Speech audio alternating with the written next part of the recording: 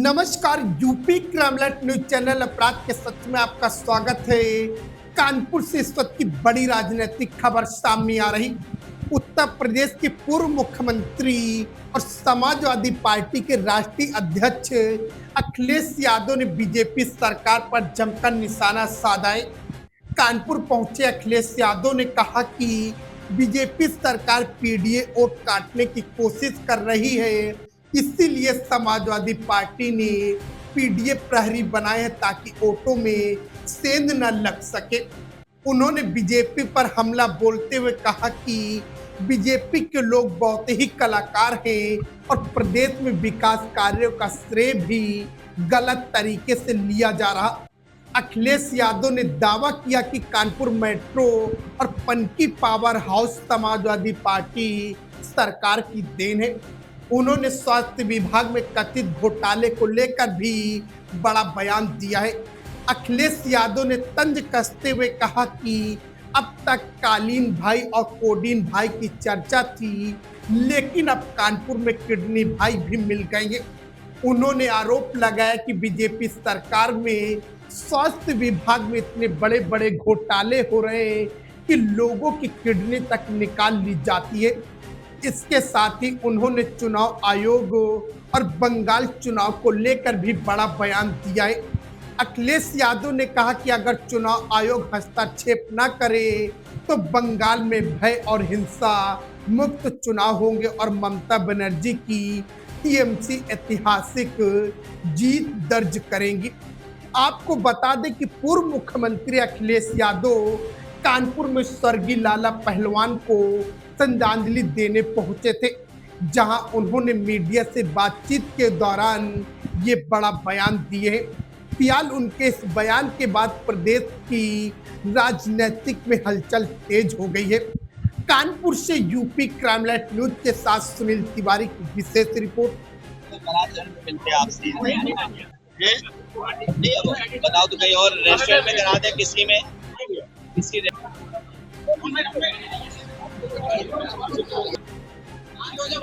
इधर मुझे कानपुर कई कार्यक्रमों में शामिल हुआ हूँ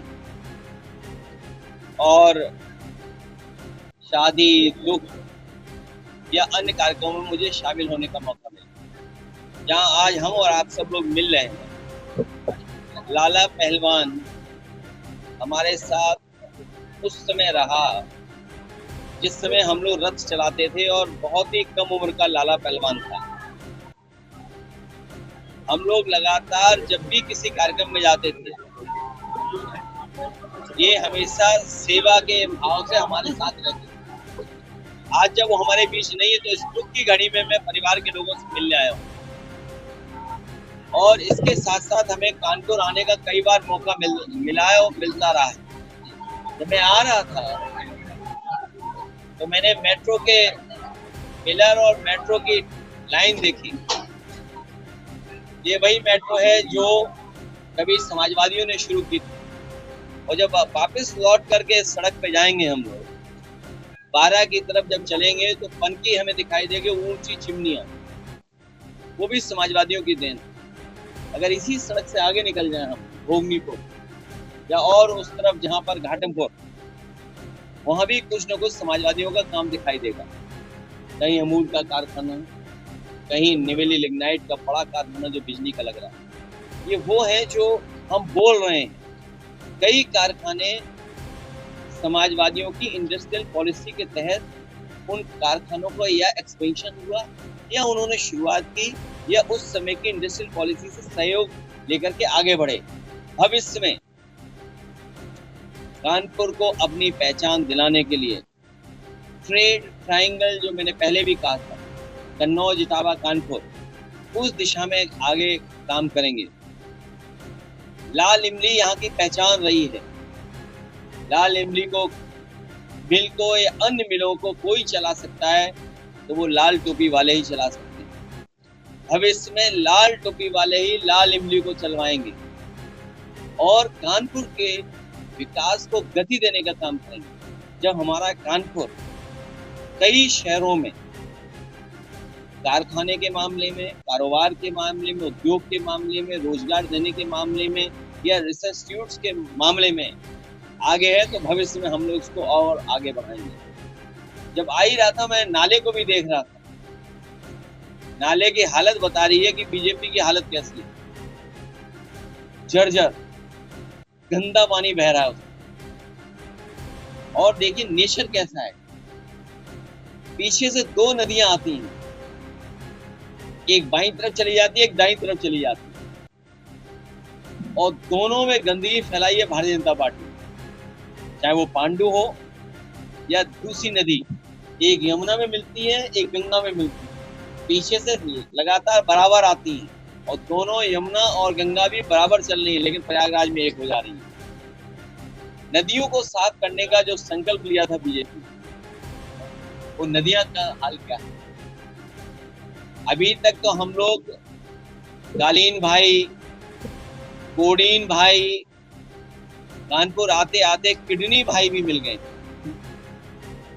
कालीन भाई, कोडीन भाई और किडनी भाई। कोई कल्पना कर सकता है कि स्वास्थ्य में इतने बड़े घोटाले होते हों? बीजेपी की सरकार में किडनी निकाली जाती है, जो जांच में बहुत सी बातें साफ होंगी कि किस रूप में, किस तरीके से किडनी का कारोबार हो रहा था, और गरीब लोगों को पैसा देकर के उनकी किडनी निकाली जा रही थी। अब तो ओटीटी हो सकता है स्क्रैप माफिया पे बन जाए, गांजा पे बने, गंज गांजा, और लगता है कि अब कहीं कालीन भाई, कोडीन भाई, किडनी भाई पे कहीं ओटीटी का कोई नई सीरीज ना आ जाए। कानपुर को बदनामपुर बना दिया, कानपुर को जामपुर बना दिया बीजेपी के लोगों ने, झूठ बोल बोल कर। इसकी पहचान कैसे बना दी? जब कानपुर याद आता है तो गाड़ी पलटना याद आ जाता है, वो माँ बेटी को जिंदा जला दिया झोपड़ी में, वो याद आता है। ये पहचान कानपुर की बनाई। और प्रीपेड मीटर, प्रीपेड पीड़ित लोगों को क्या दुख हो रहा है। ये जो स्मार्ट मीटर बने हैं, ये पीड़ित मीटर हैं, प्रीपेड पीड़ित मीटर बन गए हैं। और बिजली का हाल तो आपसे बेहतर कौन समझेगा, कहाँ आसमान छू रहा है बिल। ये बहाने के लिए लड़ते हैं, ये दिखावे के लिए लड़ते हैं, अंदर से एक।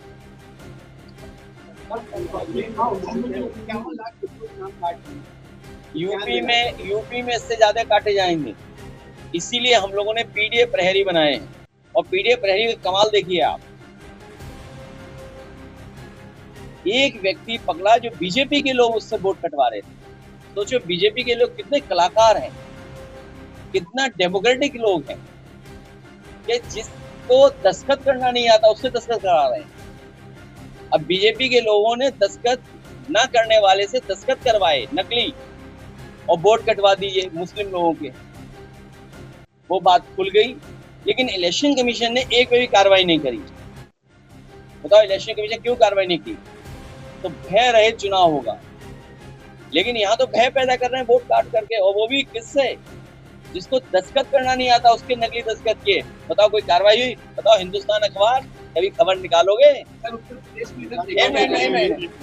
हमारे हिंदुस्तान अखबार के मालिक, कभी अखबार में खबर निकालोगे कि नंदलाल को हम लोगों ने पकड़ा, जो दस्तखत नहीं कर पाता है बेचारा, उससे दस्तखत करवा लिए। एक भी अधिकारी पे कार्रवाई नहीं हुई, क्योंकि इलेक्शन कमीशन मिला हुआ है बीजेपी से, और हमारे कुछ आस्तीनी लोग मिले हुए बीजेपी।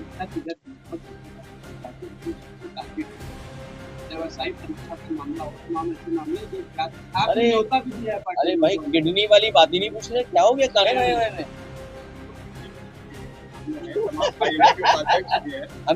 हमें उम्मीद है कि किडनी वालों को न्याय मिलेगा। परीक्षा मामला तमाम ऐसे मामले जैसे, और एक जाति को जो है बचाया जाए। जैसे बताओ, हमें याद नहीं।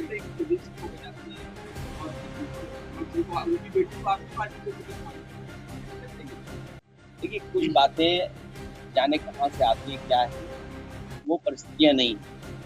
लेकिन हम जानते हैं कि रणनीति क्या बनानी है। और तब जब पीडीए से घबरा करके बीजेपी वालों को समझ में नहीं आ रहा क्या करें, और हमारा क्वेश्चन पेपर भी आउट हो गया, कभी पीडीए से हराया उन्हें, और पीडीए के लोग एकजुट हो रहे हैं, वो अपना हक अधिकार मांग रहे हैं, अपना सम्मान मांग रहे हैं। तो बीजेपी वाले ना हक देना चाहते ना सम्मान देना चाहते। अब आप सोचिए 9 साल जिस सरकार ने आरक्षण लूटा हो, हक मारा हो, वो अब बाबा साहेब भीमराव अम्बेडकर जी के प्रतिमाओं पे छतरी लगाने जा रहे हैं। पूरे प्रदेश में आप पता कर लो, सबसे ज्यादा बाबा साहेब भीमराव अम्बेडकर जी की प्रतिमाओं को अगर किसी ने तोड़ा तो सब बीजेपी वाले थे जिन्होंने तोड़ा। हमारे उनके संबंध, देखिए ये गरीब को न सही इलाज मिल रहा है, न समय पे इलाज मिल रहा है। देखिए गरीब को न इलाज मिल रहा है, न समय पे इलाज मिल रहा है, न उन्हें दवाई मिल रही, न सही जांच हो रही है, और उसका परिणाम ये हो रहा है कि गरीब को दर दर भटकना पड़ता है, और जो इलाज उन्हें सस्ते में मिलना चाहिए वो बेचारे